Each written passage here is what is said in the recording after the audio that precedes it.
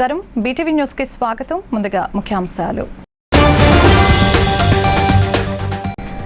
ఆంధ్రప్రదేశ్లో BJP, TDP, Janasena పార్టీల ఉమ్మడి కూటమి విజయం సాధించాలని శివశక్తి పీఠాధిపతి శివస్వామి వెల్లడి. విజయ శంకరావ యాత్ర గోడపత్రికను ఆవిష్కరించిన శివస్వామి మరొకసారి కేంద్రంలో ధర్మ పరిరక్షణ కోసం ప్రధాని మోదీ. రాబోయే ఎన్నికల్లో విజయవాడ పశ్చిమ నియోజకవర్గం నుంచి జనసేన పోటీ చేస్తుందని జనసేన పశ్చిమ ఇన్ఛార్జి పోతిన మహేష్ నియోజకవర్గంలో పార్టీ బలోపేతంతో పాటు ప్రభుత్వ వ్యతిరేక విధానాలపై తాను పోరాడతానని వెల్లడి. ప్రజలు అసత్య ప్రచారాలు నమ్మవద్దని, తాను జనసేన నుండి గెలుస్తానని ధీమా. టీడీపీ సోషల్ మీడియా చేసిన ట్రోల్స్ వల్లనే గీతాంజలి బలవన్ మరణానికి పాల్పడిందని పశ్చిమ వైసీపీ ఇన్ఛార్జి షేక్ ఆసిఫ్ ఆరోపణ. ప్రభుత్వం వల్ల తనకు మంచి జరిగిందని చెప్పటమే గీతాంజలి చేసిన తప్ప అని ప్రశ్నించిన ఆసిఫ్, గీతాంజలి మృతికి కారణమైన ప్రతి ఒక్కరిని కఠినంగా శిక్షించాలని డిమాండ్. ఆంధ్రప్రదేశ్లో ఉమ్మడి కూటమి విజయం సాధించాలని శివశక్తి పీఠాధిపతి శివస్వామి అన్నారు. రాష్ట్రంలో మత మార్పిడి విచ్చలవిడిగా విజృంభిస్తుందని, ఆ మత మార్పిడి విధానాలను రూపుమాపటానికి దేశ ధర్మ రక్షణ కోసం విజయ శంకరావ యాత్రకు శ్రీకారం చుట్టామని తెలిపారు. కేంద్రంలో మరొకసారి మోదీ సర్కార్ విజయాన్ని కోరుకుంటున్నామని ఆయన పేర్కొన్నారు.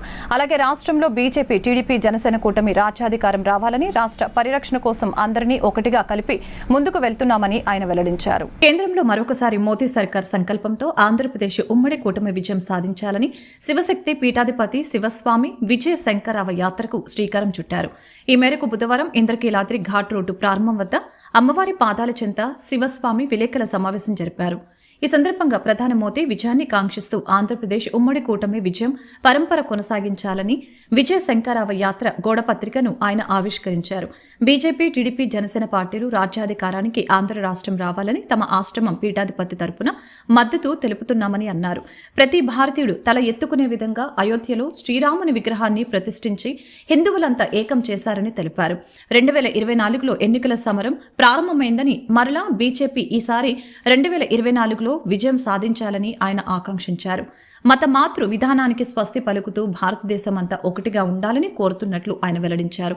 అందుకోసం ఈరోజు విజయవాడ, మంగళగిరి, అమరావతి ప్రాంతాల వద్ద విజయ శంకరావ యాత్రను ప్రారంభిస్తున్నట్లు ఆయన వెల్లడించారు. ఈ నెల 15న గుంటూరు, త్రిపురాంతకం, శ్రీశైలం వద్ద కూడా యాత్ర నిర్వహిస్తున్నట్లు తెలియజేశారు. జై శ్రీరామ్, జై శ్రీరామ్, జై శ్రీరామ్, జై శ్రీరామ్, జై శ్రీరామ్, జై శ్రీరామ్.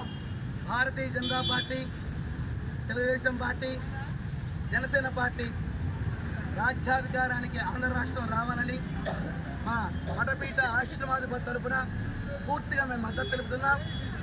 ఈ రోజున ఆంధ్ర రాష్ట్రంలో 200 కొండల మీద సిరువులు ఏర్పాటు చేశారు. 25,000 చర్చలు కొత్తగా ప్రారంభమైనాయి. మతరాజ్యంగా, మత ప్రభుత్వంగా ముందుకు వెళ్ళింది.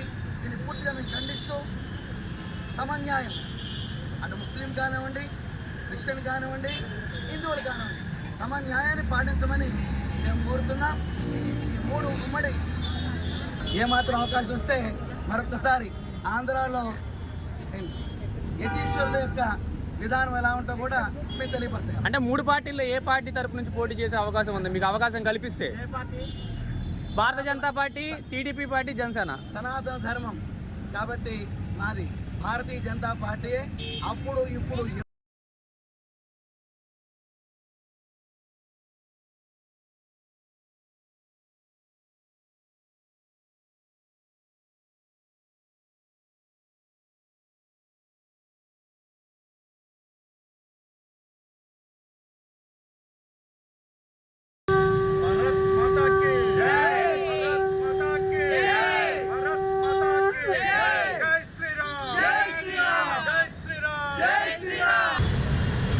ప్రతి ఒక్క భక్తులు కూడా ఆఖరి భక్తుల వరకు స్వామిని సందర్శించిన విధంగా ఒక అభిషేకం చేయాలంటే 5,000 రూపాయలు ఇచ్చుకుంటే కానీ దేవుని తాకలేము అనే విధానం నుంచి 10,000 ఇచ్చుకుంటే కానీ వెంకన్న స్వామి దర్శన భాగ్యాన్ని పొందలేని విధానం కానించి అటువంటి విధానాలు పూర్తిగా రద్దుపరచాలంటే, సనాతన ధర్మం ఆంధ్ర రాష్ట్రంలో దేవాలయ వైభవం మరింత ప్రారంభించాలంటే ఉమ్మడి శక్తిగా మారిన బీజేపీతో కూడిన వ్యవస్థ మన రాష్ట్రంలో ఏర్పాటు జరగాలని, తద్వారా అమరావతి రాజధాని శీఘ్రంగా ప్రారంభం అవ్వాలని, పారిశ్రామిక విధానంలో ముందుకు సాగాలని, ఎరులై ప్రవహించిన మద్యం ఎన్నో ఇళ్లలో కుండలు పగులుతున్నాయండి.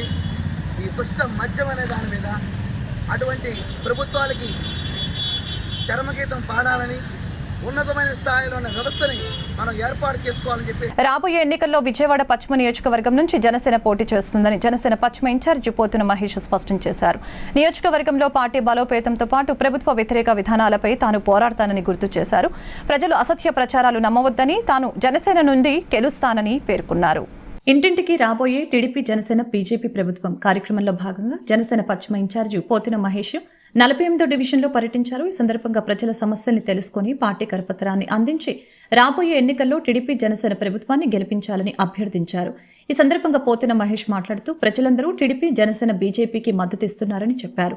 మార్పు రావాలని ప్రజలు బలంగా కోరుకుంటున్నారని పేర్కొన్నారు. జనసేన 11వ ఆవిర్భావ దినోత్సవ వేడుకలు ఘనంగా నిర్వహించాలన్న ఆశయంతో పార్టీ నేతలు పనిచేస్తున్నారని చెప్పారు. రాబోయే ఎన్నికల్లో ఖచ్చితంగా జనసేన పార్టీ అభ్యర్థిగా పశ్చిమ నియోజకవర్గంలో పోటీ చేస్తానని చెప్పారు. ఈ 5 ఏళ్లు ప్రభుత్వ వ్యతిరేకతపై పోరాడానని తెలిపారు. పార్టీ కోసం శ్రమించినానని, కష్టపడ్డానని గుర్తు చేశారు. క్రమశిక్షణతో పార్టీ కోసం పనిచేస్తానని వెల్లడించారు. ప్రజలు అసత్య ప్రచారాలు నమ్మవద్దని, పార్టీ తనకు ఖచ్చితంగా న్యాయంగా గెలిపిస్తుందని తెలిపారు. అనంతరం డివిజన్ అధ్యక్షులు రమణ మాట్లాడుతూ జనసేన పశ్చిమ సీటుపై కొంతమంది దుష్ప్రచారం చేస్తున్నారని, ఆ ప్రచారాలు నమ్మవద్దని కోరారు. పశ్చిమ నియోజకవర్గంలో పార్టీ అభివృద్ధికి పోతున మహేష్ కృషి చేశారని, అలాంటి వ్యక్తికే పశ్చిమ సీటు ఇవ్వాలని కోరారు. మన జనసేన టీడీపీ బీజేపీ ప్రభుత్వంలో భాగంగా మరి సంవత్సరం నుంచి ఇదే కార్యక్రమంలో మేము పోతున మహేష్ గారి నాయకత్వంలో మరి సంవత్సరం నుండి నిర్విరామంగా ఏ రోజు కూడా ప్రోగ్రాంను ఆపకుండా మరి ప్రజల వద్దకు వెళ్తున్నాం. ప్రజల్లో కూడా పోతున మహేష్ గారి నాయకత్వాన్ని నమ్మి ప్రజలందరూ కూడా చాలా అభినందిస్తున్నారు, ఆరాధిస్తున్నారు, మద్దతు ఇస్తున్నారు. మరి ఇటువంటి పరిస్థితుల్లో ఎన్నికలు సమీపించినాయి. మేము ఎక్కడికి వెళ్ళినా కానీ మహేష్ గారు ఈసారి మీరు గెలుస్తారు, మీరే అభ్యర్థి, మీకంటే ఈ 5 ఏళ్ళలో ఎవరున్నారు తిరిగిన వాళ్ళు, ఏ పార్టీ మాకు కనపడలా, కాబట్టి మీరు గ్యారెంటీగా గెలుస్తారు, మీకు సీటు గ్యారెంటీగా వస్తుంది, మేము ఓట్లు వేయడానికి సిద్ధంగా ఉన్నామని. ఈరోజు కూడా 48వ డివిజన్లో ఇంటింటికి కూడా కార్యక్రమం నిర్వహిస్తున్నాం. ప్రజలందరూ కూడా ఖచ్చితంగా జనసేన టీడీపీకి బీజేపీకి మద్దతు ఇస్తాం, మార్పు రావాలనేటువంటి ఆశాభావాన్ని ప్రజలందరూ కూడా వ్యక్తం చేస్తూ ఉన్నారు. అనేక సమస్యలు ఉన్నాయని కూడా తెలియజేస్తూ ఉన్నారు. ఖచ్చితంగా ఆ సమస్యలన్నిటికీ కూడా పరిష్కారం చూపించే దిశగా ఇప్పటికీ 5 ఏళ్లుగా మేము పోరాటం చేస్తూ ఉన్నాం. ఖచ్చితంగా రాబోయే రోజుల్లో ఆ దిశగానే ముందుకెళ్తామని కూడా వారందరికీ కూడా హామీ ఇవ్వడం జరిగింది. మరి ముఖ్యంగా చాలామంది జనసేన పార్టీ నాయకులు పార్టీ అద్భుతంగా రాణిస్తుంది, రేపు ఆవిర్భావ దినోత్సవం 11వది ఆవిర్భావ దినోత్సవం ఉంటుంది, దీనికి ఏ విధంగా మనం వేడుకలు చేయాలనేటువంటి ఆలోచనతో ప్రతి ఒక్కరు కూడా ముందుకు సాగుతూ ఉన్నారు. మరి ఖచ్చితంగా పవన్ కళ్యాణ్ గారి ఆశీస్సులు, మద్దతు మా మీద సంపూర్ణంగా ఉంటాయి. ఖచ్చితంగా పశ్చిమ నియోజకవర్గంలో గాజు గ్లాస్ పోటీ చేస్తుంది, దాని మీద పోతిన మహేష్ నిలబడతారు అనే ఆశాభావం నాకైతే ఉంది. జనసేన పార్టీ నాయకులు, కార్యకర్తలు, వీర మహిళలు అందరూ కూడా 5 సంవత్సరాలుగా సుదీర్ఘ పోరాటం చేశాం.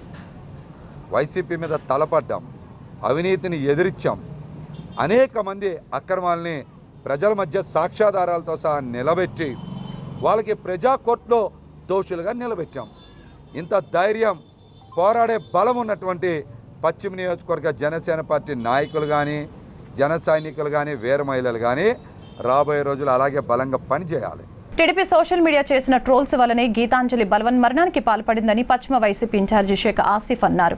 ప్రభుత్వం వల్ల తనకు మంచి జరిగిందని చెప్పటమే గీతాంజలి చేసిన తప్ప అని ఆయన ప్రశ్నించారు. గీతాంజలి మృతికి కారణమైన ప్రతి ఒక్కరిని కఠినంగా శిక్షించాలని డిమాండ్ చేశారు. 43వ డివిజన్ పరిధిలో గడప గడపకు మన ప్రభుత్వం కార్యక్రమం స్థానిక కార్పొరేటర్ బాపతి కోటిరెడ్డితో కలిసి పశ్చిమ నియోజకవర్గం వైసీపీ ఇన్ఛార్జి షేక్ ఆసిఫ్ డివిజన్లో పర్యటిస్తూ స్థానిక సమస్యల్ని అడిగి తెలుసుకోవడంతో పాటు ప్రభుత్వం నుంచి అందిన సంక్షేమ లబ్ధిని కరపత్రాల ద్వారా వివరించారు. ఈ సందర్భంగా ఆయన మాట్లాడుతూ ఏ గడపకు వెళ్లినా ప్రజలు బ్రహ్మరథం పడుతున్నారని అన్నారు.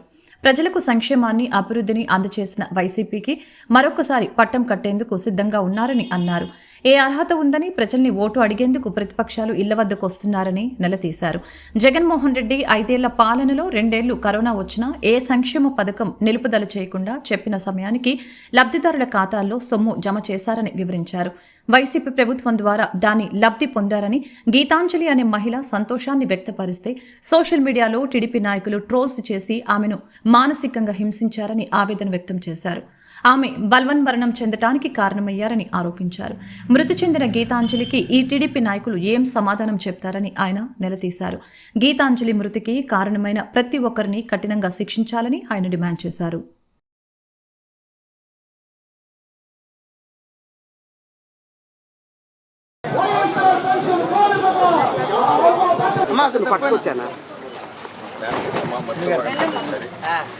మన జగన్ బాబు వస్తేనే మళ్ళీ పథకాలు వస్తాయి, అంత అభివృద్ధి జరుగుతుంది. వేరే వాళ్ళు మాయమాటలు చెప్పినా సరే ఏ పని చేయరాడు. ఈరోజు పశ్చిమ నియోజకవర్గం 43వ డివిజన్లో బాపతి కోటిరెడ్డి గారి ఆధ్వర్యంలో ఇక గడప గడప కార్యక్రమం ప్రారంభించడం జరిగింది.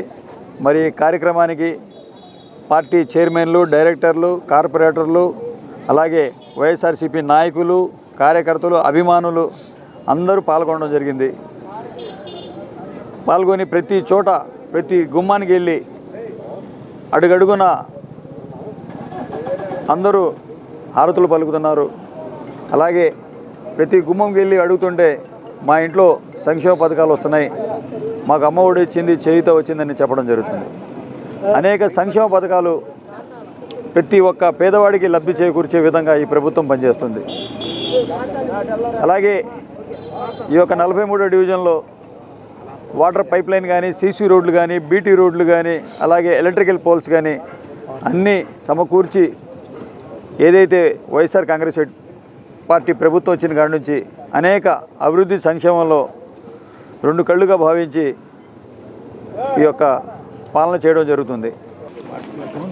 అందరికీ నమస్కారం.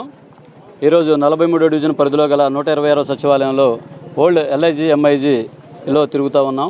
మరి ఈ కార్యక్రమానికి గడప గడప మన ప్రభుత్వ కార్యక్రమానికి మా ముఖ్య అతిథిగా విచ్చేసినటువంటి మా ఎమ్మెల్యే అభ్యర్థి షేక్ ఆసిఫ్ గారు, అదేవిధంగా మా నగర మేయర్ రాయన భాగ్యలక్ష్మి గారు, అదేవిధంగా డైరెక్టర్లు, చైర్మన్లు పెద్ద ఎత్తున పార్టిసిపేట్ చేయడం జరుగుతుంది.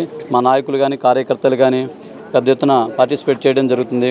మరి సీఎం జగన్మోహన్ రెడ్డి గారు వచ్చిన 58 నెలల కాలంలో మరి జగన్మోహన్ రెడ్డి గారు ఆ రోజు ఏదైతే మరి ప్రజా సంకల్ప యాత్రలో ప్రజలకు ఏదైతే చెప్పారో దానికి అనుగుణంగా ప్రయాణం చేస్తూ ఉన్నారు. ఈ కాలక్రమంలో 58 నెలల్లో 24 నెలలు మరి కరోనా కష్టకాలంలో కూడా ప్రజలను ఆదుకుంటం జరిగింది. ప్రజలకి మరి ఎటువంటి ఖర్చు లేకుండా మరి వాలంటీర్ వ్యవస్థ ద్వారా చక్కటి మరి సర్వీస్ చేయడం జరిగింది. మా వాలంటీర్ వ్యవస్థ ద్వారా చక్కగా ఇల్లు తిరిగి ప్రజలకి వ్యాక్సిన్ వేయటం కానీ, ప్రజలు ఎలా ఉన్నారు మంచి చెట్లు కూడా కనుక్కోవడం జరిగింది. బడుగు బలహీన వర్గాల ఆశాజ్యోతి, పేదల పక్షపాత అయినటువంటి మా సీఎం జగన్మోహన్ రెడ్డి గారు పేదల పక్షాన 58 నెలల కాలంలో మరి 24 నెలలు పోయినా మిగతా కాలమంతా పేదల పక్షాన ప్రయాణం చేస్తూ ఉన్నారు. దానికి ఉదాహరణ మరి పేదల పక్షాలన మరి డైరెక్ట్గా DBT ద్వారా బటన్ నొక్కి డైరెక్ట్గా తల్లుల అకౌంట్లో ప్రత్యక్షంగా నగదు బదిలీ పథకం ద్వారా ప్రతి అకౌంట్లో మరి జమ చేయడం జరుగుతుంది. మరి పేదలు ఆర్థికంగా ఎదగడానికి, పేదలు ఆర్థికంగా మహోన్నతంగా ఎదగడానికి, పేదలు మంచి ఆరోగ్యమైన హాస్పిటల్ కానీ పెద్ద ఎత్తున మరి నాడు నేడు కింద స్కూల్స్ కట్టించడం కానీ మరి ఎక్కడే లేని విధంగా ఐక్యరాజ్య సమితికి కూడా మన గవర్నమెంట్ స్కూల్ ప్రభుత్వ పాఠశాల నుంచి కూడా సెలెక్ట్ చేయడం జరిగింది. చాట్బాట్ సేవల ద్వారా పోయిన మొబైల్ ఫోన్లను రికవరీ చేసి బాధితులకు అందజేస్తున్నామని డీసీపీలు ఆదిరాజు సింగ్ రాణా, శ్రీనివాసరావులు తెలియజేశారు. ఎన్టీఆర్ జిల్లా పోలీస్ కమిషనరేట్ పరిధిలో ₹1 కోటి విలువైన మొబైల్స్ బాధితులకు అందజేశామని చెప్పారు. ప్రజలందరూ ఈ చాట్బాట్ సేవలను సద్వినియోగపరచుకోవాలని సూచించారు. విజయవాడ బందర్ రోడ్లోని పోలీస్ కమాండ్ కంట్రోల్ రూమ్లో ఏర్పాటు చేసిన మీడియా సమావేశంలో డీసీపీలు ఆదిరాజ్ సింగ్ రాణా, శ్రీనివాసరావు మరియు సిబ్బంది బాధితులకు సెల్ ఫోన్లను అందజేశారు. అనంతరం మాట్లాడుతూ గతంలో 50 లక్షల విలువైన 300కు పైగా మొబైల్ ఫోన్లను రికవరీ చేసి బాధితులకు అందజేస్తామని తెలిపారు. ఇప్పుడు ₹1 కోటి విలువ చేసే 628కి పైగా సెల్ ఫోన్లను అందిస్తున్నట్లు ప్రజలందరూ ఈ చాట్బాట్ సేవలను సద్వినియోగం చేసుకోవాలని కోరారు. ఎవరైనా తమ ఫోన్ను పోగొట్టుకున్నట్లయితే వెంటనే చాట్బాట్ నెంబర్ 9440627057కు వాట్సాప్ ద్వారా మెసేజ్ పంపితే లింకు వస్తుందని, తగిన సమాచారం అందిస్తే త్వరితగతిన ఫోన్ రికవరీ చేయడం జరుగుతుందని తెలిపారు. ఈ సందర్భంగా సిబ్బందిని పోలీసు ఉన్నతాధికారులు అభినందించారు. రాత్రి నైట్ టైం ఆఫ్టర్ 9:30 PM పోలేరు దుర్గా భవానీ అనే అమ్మాయి, ఆవిడ 53 ఇయర్స్, టిఫిన్ తీసుకొని ఇంటికి రిటర్న్ వెళ్తూ ఇంటికి వెళ్ళే క్రమంలో నడుచుకుని ఆ టిఫిన్ ప్యాకెట్ పట్టుకుని ఇంటికి వెళ్ళే క్రమంలో అట్ అబౌట్ 10:30 PM ఈ అఫెండర్, స్నాచింగ్ అఫెండర్ అతను ఆటోలో వచ్చి ఆటో అట్ లిటిల్ డిస్టెన్స్ ఆపుకుని ఆటో దిగి లోపలికి పోయి ఆవిడ మెడలోంచి ఆ చైన్ లాక్కుని పారిపోవడం జరిగింది. వెంటనే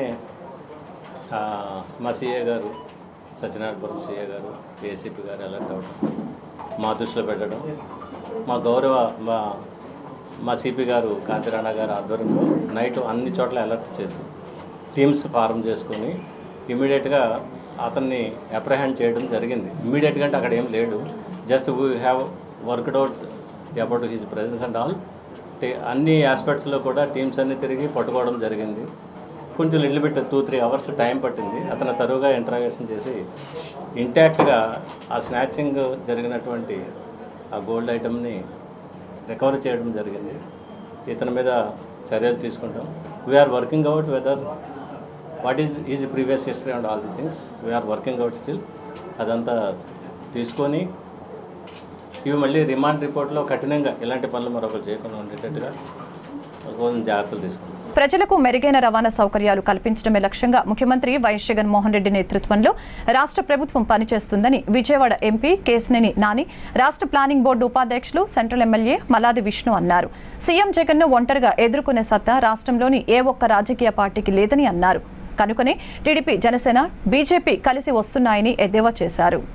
బాంబే కాలనీలో 2 కోట్లతో మినీ బస్ స్టేషన్ నిర్మాణ పనులకి ఎంపీ కేశినేని నాని, పశ్చిమ ఎమ్మెల్యే వెల్లంపల్లి శ్రీనివాస్, ఎమ్మెల్సీ ఎండి రుహుల్లా, నగర మేయర్ రాయన భాగ్యలక్ష్మి, డిప్యూటీ మేయర్ అవుతూ శ్రీ శైలజారెడ్డితో కలిసి బుధవారం ఎమ్మెల్యే విష్ణు శంకుస్థాపన చేశారు. ఈ సందర్భంగా వారు మాట్లాడుతూ నగర చరిత్రలో ఆనాడు స్వర్గీయ ఎన్టీఆర్ హయాంలో శాతవాహన ప్రయాణ ప్రాంగణాన్ని నిర్మాణం చేసుకోగా మరలా 41 ఏళ్ల తర్వాత వైఎస్ జగన్మోహన్ రెడ్డి ప్రభుత్వంలో బాంబే కాలనీలో బస్ స్టేషన్లను నిర్మించుకున్నట్లు తెలిపారు. ఇందులో స్థానిక ఎమ్మెల్యే మల్లాది విష్ణు కృషి ఎంతగానో ఉందని చెప్పుకొచ్చారు. ఒక మోడల్ బస్ స్టేషన్ గా బాంబే కాలనీ బస్ స్టేషన్ ను తీర్చిదిద్ది ముఖ్యమంత్రి వైఎస్ జగన్మోహన్ రెడ్డి చేతుల మీదుగా ప్రారంభించుకునేలా చూస్తామని తెలిపారు.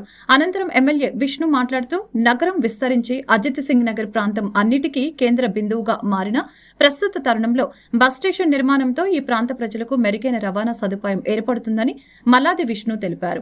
ఈ అంశాన్ని ముఖ్యమంత్రి దృష్టికి తీసుకువెళ్లిన వెనువెంటనే బస్ స్టేషన్ నిర్మాణానికి 5 కోట్ల నిధులు మంజూరు చేయడంతో పాటు ప్రాథమికంగా 2 కోట్లు విడుదల చేయడం జరిగిందని అన్నారు.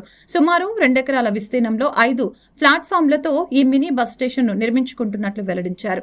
పశ్చిమ ఎమ్మెల్యే వెల్లంపల్లి శ్రీనివాస్ మాట్లాడుతూ 14 ఏళ్లు ముఖ్యమంత్రిగా పనిచేసిన చంద్రబాబు ఏనాడు నగర అభివృద్ధిపై దృష్టి సారించలేదని విమర్శించారు.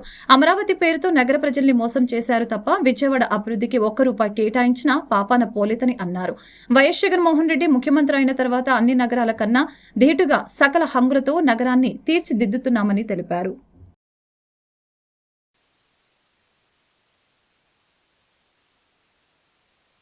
బస్ స్టేషన్ శంకుస్థాపన కార్యక్రమానికి ఇవాళ మేమంతా కూడా హాజరయ్యాం. మీరు చరిత్ర తీసుకుంటే విజయవాడలో శాతవాహన ప్రయాణ ప్రాంగణం అని అప్పుడు 83లో ముఖ్యమంత్రి అయిన తర్వాత అన్నగారు బస్ స్టాండ్ కట్టారు. ఆ తర్వాత ఇంతవరకు ఆల్మోస్ట్ లైక్ 41 ఇయర్స్లో ఎప్పుడూ కూడా ఆర్టీసీ ఇన్ఫ్రాస్ట్రక్చర్ కానీ, ఒక బస్ స్టాండ్ ఇన్ఫ్రాస్ట్రక్చర్ కానీ, ఒక ట్రాన్స్పోర్టేషన్ ఇన్ఫ్రాస్ట్రక్చర్ కానీ ఇంతవరకు కూడా విజయవాడ నగరంలో ఒక్కడు కూడా రాలేదు 41 ఏళ్లలో. ఇవాళ ముఖ్యమంత్రి జగన్మోహన్ రెడ్డి గారి యొక్క ఆశీస్సులతో మన ఇక్కడ సెంట్రల్ ఎమ్మెల్యే మల్లాది విష్ణు గారి కృషితో ఇవాళ ఇక్కడ ఆర్టీసీ ఈ ప్రాంతం అంతా కూడా చాలా అభివృద్ధి చెందుతుంది. ఫ్యూచర్ అంతా కూడా ఇటుపక్క చాలా బస్ ట్రాన్స్పోర్టేషన్ అవసరం ఉంది అని చెప్పి ఇక్కడ ఒక బస్ స్టేషను దాన్ని నిర్మిస్తానికి వాళ్ళు శంకుస్థాపన చేసుకున్నాం. విజయవాడ సెంట్రల్ నియోజకవర్గంలో ఒక చక్కటి బస్ స్టేషన్కి శంకుస్థాపన చేసుకోవడం జరిగింది. ఇందాక గౌరవ ఎంపీ గారు చెప్పిన ప్రకారం ఎప్పుడు కూడా గతంలో 14 సంవత్సరాలుగా చంద్రబాబు ముఖ్యమంత్రిగా చేశాడు. విజయవాడ నగర అభివృద్ధిని చేద్దామని ఎప్పుడు కూడా ఆయన ఆకాంక్షించలేదు. గతంలో కూడా 5 సంవత్సరాలు కూడా అమరావతి అని చెప్పని విజయవాడ ప్రజల్ని మోసం చేసిన వ్యక్తి తప్ప విజయవాడ నగరానికి ఒక చిల్లు గవ్వ కూడా అభివృద్ధిలో కానివ్వండి దేంట్లో కూడా కనీసం అవకాశం కల్పించిన వ్యక్తి కూడా కాదు. ఈరోజు మా జగన్మోహన్ రెడ్డి గారు చెప్పకపోయినా కానీ విజయవాడ నగరాన్ని అన్ని నగరాల కంటే ధీటుగా ఉండే విధంగా, అదేవిధంగా విజయవాడ నగరానికి సంబంధించి అన్ని రకాల హంగులతో కూడా విజయవాడ నగరాన్ని శరవేగంగా అభివృద్ధి చేస్తున్నారు. సెంట్రల్ నియోజకవర్గంలో సింగినగర్ ఏరియాలోన బస్ స్టాండ్ అన్నది మనం నూతనంగా ఏర్పాటు చేసుకోవడానికి శంకుస్థాపన చేసుకోవటం జరిగింది.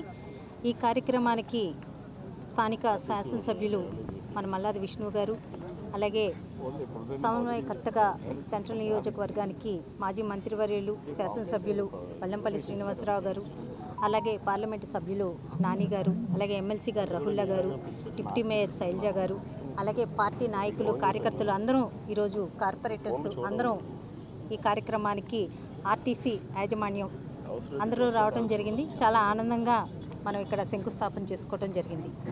ఎక్కువ శాతం సెంట్రల్ నియోజకవర్గం ఎస్టాబ్లిష్ అవ్వటం జరుగుతుంది. సిటీ కూడా ఎస్టాబ్లిష్ అవుతుంది. పాపులేషన్ చాలా వేగవంతంగా ఇక్కడ పెరగటం జరుగుతుంది. ఇన్ని విధాలుగా ఇక్కడ ఆర్టీసీ కాంప్లెక్స్ లాంటిది ఒక కాంప్లెక్స్ ఏర్పాటు చేసుకోవటం చుట్టుపక్కల ప్రజలకి చాలా వినియోగదాయకంగా ఉంటుంది. విజయవాడ సెంట్రల్ నియోజకవర్గంలో మరొక అభివృద్ధి కార్యక్రమాన్ని ఈరోజు మనం ప్రారంభించుకున్నాం.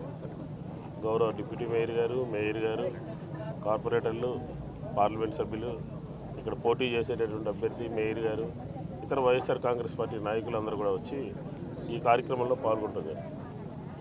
ఈ ప్రాంతం అంతా కూడా దాదాపుగా 1,00,000 మంది పైన జనాభా ఉన్నటువంటి ప్రాంతం. ఈ ప్రాంతం నుంచి గవర్నమెంట్ హాస్పిటల్కి వెళ్ళాలన్నా, ఆటోనగర్కి వెళ్ళాలన్నా, నగరంలో ఉన్నటువంటి ప్రాంతాలకి వెళ్ళాలన్నా కూడా చాలా వ్యయ ప్రయాసాలతో కూడుకున్నటువంటి పని. దీన్ని అధిగమించాలి అని చెప్పని దీంతోపాటు ఒక 30,000 మందికి 23,000 మందికి ఇళ్ల పట్టాలు ఇచ్చాం. నున్న కానీ, సూరంపల్లి కానీ, కొండపావులూరు కానీ, వెదురుపు కానీ, అలాగే ఇంకా ఇటుపక్క కొత్త సెకండ్ ఫేజ్లో కొన్ని ఊళ్ళు ఉన్నాయి, జీ కొండూరు, కౌలూరు. ఈ 23,000 మంది ఇళ్ళ కట్టుకున్న తర్వాత రాకపోకలు సరళతరం కావాలని, సులభంగా ఉండాలనే ఉద్దేశంతో ఒక బస్ స్టాండ్ ఉంటే మనకి బాగుంటుంది.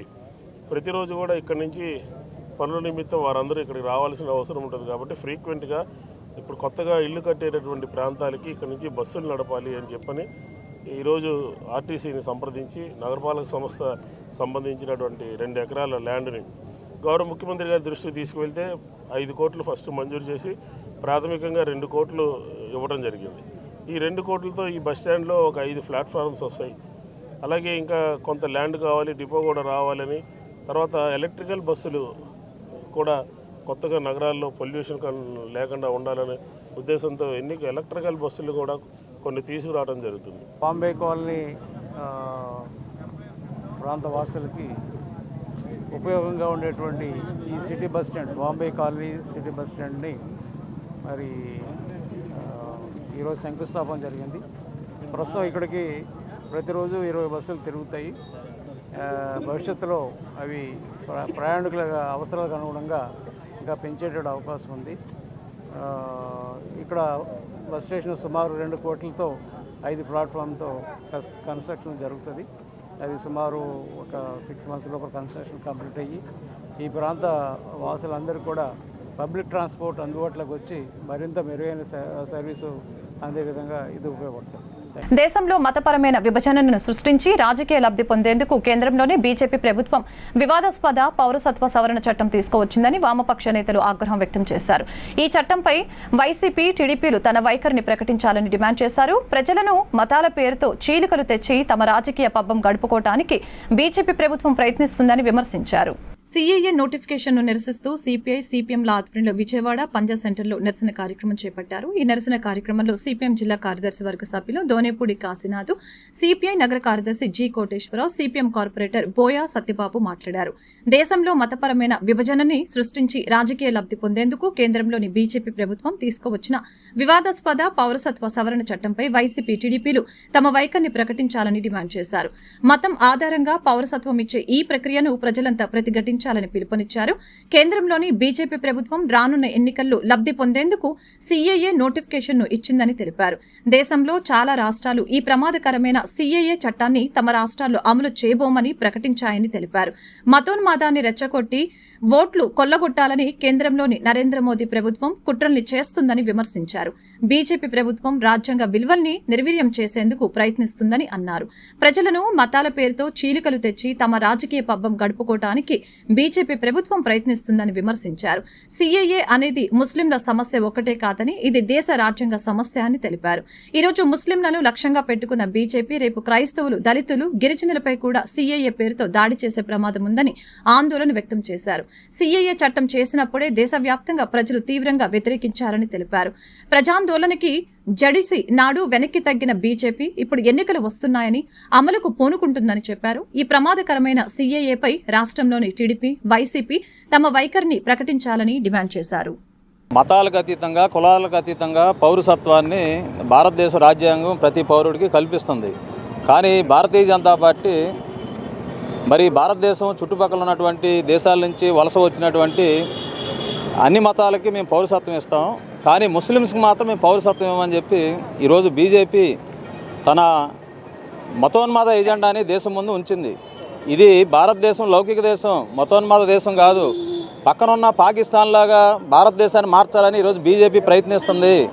మతోన్మాద దేశంగా మార్చి ఈ దేశంలో మైనార్టీలకి రక్షణ లేకుండా చేయాలని బీజేపీ ప్రభుత్వం ప్రయత్నిస్తుంది. సిఏఏ మరి అమెండ్మెంట్ యాక్ట్ని, సవరణ చట్టాలని ఈరోజు దేశవ్యాప్తంగా 5 రాష్ట్రాలు ఇప్పటికే వ్యతిరేకిస్తున్నాయి. మరి మన భారతీయులు ఈ ప్రపంచ నలుమూలల సౌదీ అరేబియా కంట్రీస్ కానీ అలాగే ప్రపంచ నలుమూల అనేక దేశాల్లో మరి మన కోట్లాది మంది భారతీయులు జీవనోపాధి కోసం అక్కడ ఉన్నారు. మరి వారు కూడా ఇటువంటి మతోన్మాదం ఆధారంగా, మతం ఆధారంగా అక్కడ పౌరసత్వాలను నిరాకరిస్తే బీజేపీ ప్రభుత్వం తీసుకొస్తున్నటువంటి చట్ట సవరణ పౌర సవరణ చట్టం సిఏఏని రద్దు చేసుకోవాలా, నిరసించమని చెప్పి ఈ రోజున శాంతియుతంగా ఇక్కడ నిరసన కార్యక్రమం చేపట్టేటటువంటిది కమ్యూనిస్ట్ పార్టీలుగా సిపిఐ, సిపిఎంలు శాంతియుతంగా మా యొక్క నిరసన తెలియజేయడానికి కార్యక్రమం చేపడితే ఈ రోజున భావ వ్యక్తీకరణ చేసేటటువంటిది దానికి అవకాశం లేకుండా ఈ రోజున బీజేపీ ప్రభుత్వం తాను తీసుకొచ్చినటువంటి విధానాల్ని నిరసించేటటువంటి కమ్యూనిస్టుల పైన ఈ రకమైనటువంటి అవకాశం లేకుండా చేయటం అనేటటువంటిది దుర్మార్గం.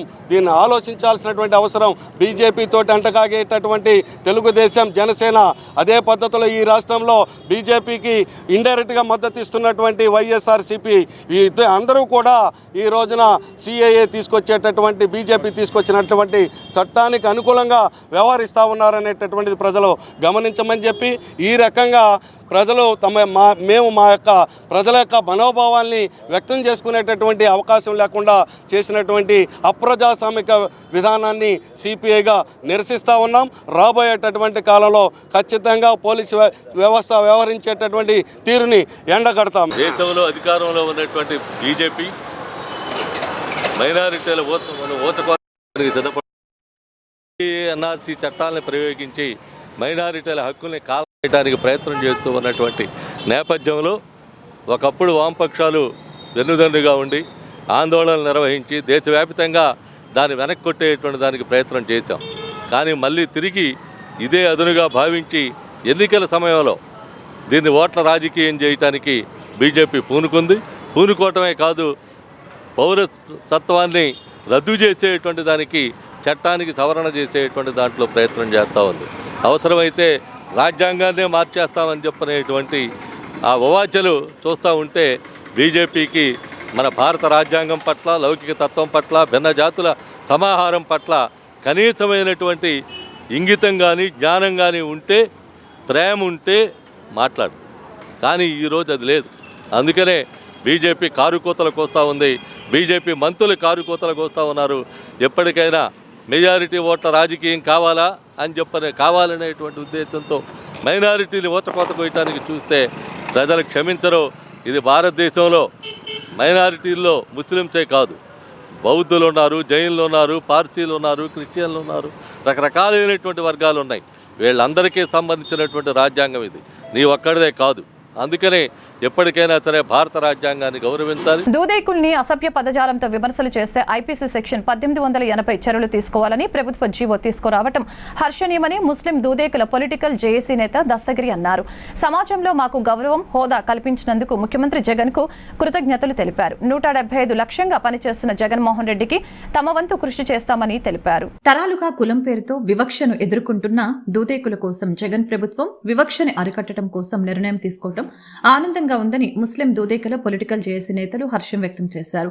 దూదేకులను అసభ్య పదజాలంతో విమర్శలు చేస్తే ఐపీసీ సెక్షన్ 1880 ప్రకారం చర్యలు తీసుకుంటామని ప్రభుత్వం జీవో జారీ చేసిన నేపథ్యంలో జేఏసీ ఆధ్వర్యంలో పోలీస్ కంట్రోల్ రూమ్ వద్ద ఉన్న వైఎస్సార్ విగ్రహం వద్ద సీఎం జగన్మోహన్ రెడ్డి చిత్రపటానికి పాలాభిషేకం నిర్వహించారు. ఈ సందర్భంగా జేఏసీ నేత దస్తగిరి మాట్లాడుతూ గత కొన్ని శతాబ్దాలుగా సమాజంలో పించర్లు దూదేకులు అవహేళనకు గురి అవుతూ వస్తున్నారని తెలియజేశారు. ముఖ్యమంత్రి జగన్మోహన్ రెడ్డి ఈ జీవో తీసుకురావటం చాలా సంతోషంగా ఉందని హర్షం వ్యక్తం చేశారు. ఈ జీవోతో మాకు సమాజంలో సరైన గౌరవం. ఈరోజు చాలా సంతోషమైన దినం మాకు. ఈ జగన్మోహన్ రెడ్డి లాస్ట్ 25 సంవత్సరాల నుంచి 20 సంవత్సరాల నుంచి మా పెద్దలు చేస్తున్న కృషిని జగన్మోహన్ రెడ్డి గారు మా కళని నెరవేర్చారు. సమాజంలో ఏదైతే వివక్షకు గురి చేస్తున్న కొన్ని పదాలని పింజార్ అనేసి లద్దాఫ్ అనేసి సగన్ సాహిబుల్ అనే పదాలని ఈ సమాజంలో ఇంకా ఈ విధంగా మాట్లాడకూడదని ఒక జీవో జారీ చేయడం జరిగింది. అది చాలా సంతోషకరమైన విషయం. ఇంకా కూడా మనం ఈ సమాజానికి మంచి మాటలతో మంచి విషయాలతో మంచి ప్రవర్తనతో మంచి విషయాలని బయటకు చెప్పాలి. ఆ విధంగా ఈ సమాజంలో ఇటువంటి తిట్లు రాకుండా జీవో జారీ చేసిన చాలా ముఖ్యమంత్రి గారికి ధన్యవాదాలు తెలుపుకుంటున్నాం. రాజకీయ నాయకులకు సేవే పరమావధి కావాలని ఆకాంక్షించే ముఖ్యమంత్రి జగన్మోహన్ రెడ్డి అడుగుజాడల్లో విజయవాడ నగరంలో దేవినేని నెహ్రూ చారిటబుల్ ట్రస్ట్ ద్వారా అనేక సామాజిక సేవా కార్యక్రమాలు చేపడుతున్నట్లు వైసీపీ నాయకులు వై సిద్ధార్థ్ తెలిపారు. దేవినేని నెహ్రూ ఎప్పుడూ కూడా పేదలకు అండగా ఉండేవారని, కష్టమంటూ ఎవరు ఇంటికి వచ్చినా కుల మత పార్టీలకు అతీతంగా వారికి అండగా నిలిచేవారని ఆయన కొనియాడారు. బుధవారం నాడు తూర్పు నియోజకవర్గ పరిధిలోని 20 డివిజన్ స్థానిక ప్రజల సమస్యల్ని గడప గడపకు మీ అవినాష్ అన్న హామీ కార్యక్రమంలో దేవినేని అవినాష్ దృష్టికి తీసుకువెళ్లడం జరిగిందని వైసీపీ నాయకులు వై సిద్ధార్థ తెలిపారు. ఈ నేపథ్యంలో దేవినేని రాజశేఖర్ నెహ్రూ చారిటబుల్ ట్రస్ట్ ద్వారా దాదాపు 1 లక్ష విలువ కల ఒక టిఫిన్ బండి 3 తోపుడు బండ్లను ఉచితంగా అందజేసినట్లు సిద్ధార్థ్ తెలిపారు. ఈ సందర్భంగా సిద్ధార్థ్ మాట్లాడుతూ దేవినేని నెహ్రూ ఎప్పుడూ కూడా పేదలకు అండగా ఉండేవారని, కష్టమంటూ ఎవరు ఇంటికి వచ్చినా కులమత పార్టీలకు అతీతంగా వారికి అండగా నిలిచి సమస్య పరిష్కారానికి కృషి చేశారని, నేడు ఆయన తనయుడు దేవినేని అవినాష్ కూడా అదే బాటలో నడుస్తూ దేవినేని నెహ్రూ చారిటబుల్ ట్రస్ట్ ద్వారా విద్య, వైద్య, ఉపాధి కల్పన కోసం అనేక సేవా కార్యక్రమాలను చేపట్టడం జరిగిందని వివరించారు. ఈ కార్యక్రమంలో రాష్ట్ర కాపు కార్పొరేషన్ చైర్మన్ అడప శేషగిరి, వక్ఫ్ బోర్డు డైరెక్టర్ మీర్ హుస్సేన్, వైసీపీ నాయకులు నిమ్మల జ్యోతిక, బాషా, సురేష్, రఫీ శర్మ పాల్గొన్నారు.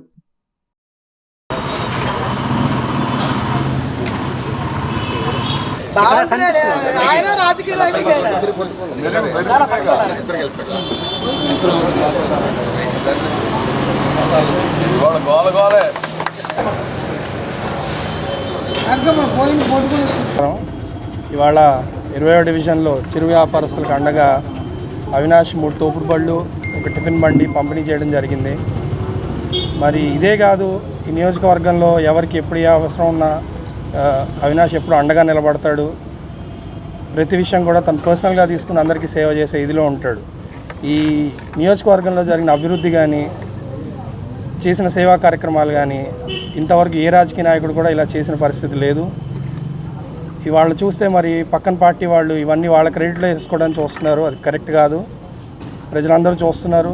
తప్పకుండా ఓటు రూపాన వాళ్ళందరికీ సమానం చెప్పి ఈసారి అత్యంత మెజారిటీతో అవినాష్ని గెలిపించుకుని ఈ నియోజకవర్గానికి ఎమ్మెల్యేగా నిలబెడతారు. ఈరోజు మా డివిజన్లో చిరు వ్యాపారులు వాళ్ళ యొక్క జీవనోపాధి కోసం మరి దేవినేని చారిటబుల్ ట్రస్ట్ కింద మా ఇన్ఛార్జ్ వర్యులు దేవినేని అవినాష్ గారు 4 బళ్ళు ఈరోజు డిస్ట్రిబ్యూట్ చేయడం జరుగుతూ ఉంది. ముందు గడిచినటువంటి 4.5 సంవత్సరాలుగా ఎమ్మెల్యే కాకపోయినా కోవిడ్లో కూడా ప్రజా శ్రేయస్సు కోసం, ప్రజల కోసం నిరంతరం ఆయన చేసేటువంటి సేవ ఆల్రెడీ ప్రజలు గుర్తించున్నారు. మరి ప్రభుత్వ పథకాలు, ప్రభుత్వ సంక్షేమ పథకాలు అభివృద్ధే కాకుండా స్వచ్ఛందంగా కూడా ఆయన సర్వీస్ చేసేటువంటి విధానాన్ని కూడా ప్రజలు గమనించమని చెప్పి కోరుతా ఉన్నా.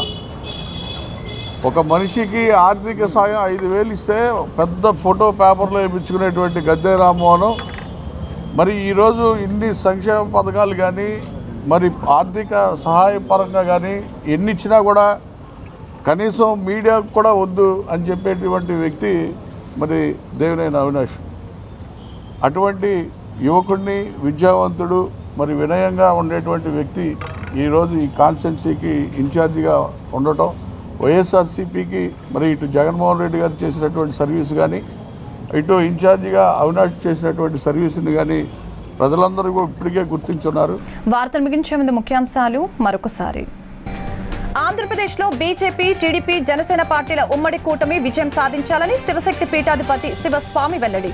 విజయ శంకరావ యాత్ర గోడ పత్రికను ఆవిష్కరించిన శివస్వామి మరొకసారి కేంద్రంలో ధర్మ పరిరక్షణ కోసం ప్రధాని మోదీ.